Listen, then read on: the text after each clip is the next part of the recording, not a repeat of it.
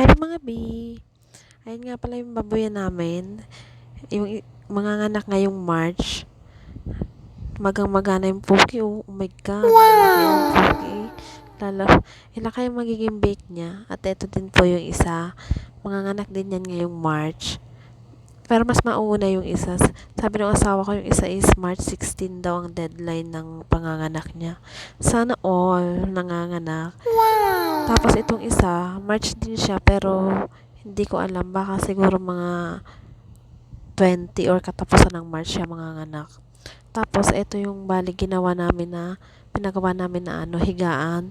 Pag in case na manganganak na, hindi na mahihirapan yung magbabantay, magpadede nung biik. Tapos ito yung isa, yung kakapanganak lang niya noong December.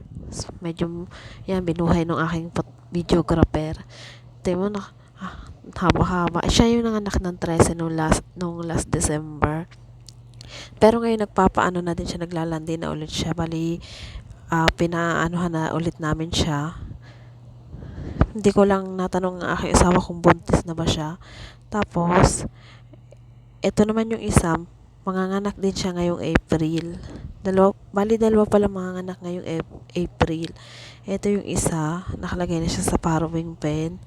Tapos, may isa pa dyan na hindi pa nakalagay sa parawing pen. Bali, yung parawing pen kasi is hindi pa nailalagay, di na isabay dun sa isa. Ito, buntis na din siya, April din siya manganganak. O, diba? Nakatingin siya sa camera. O, artista yarn.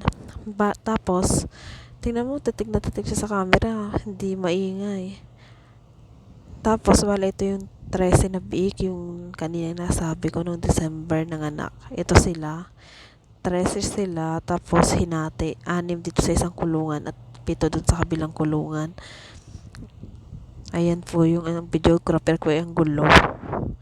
Ayan yung 7.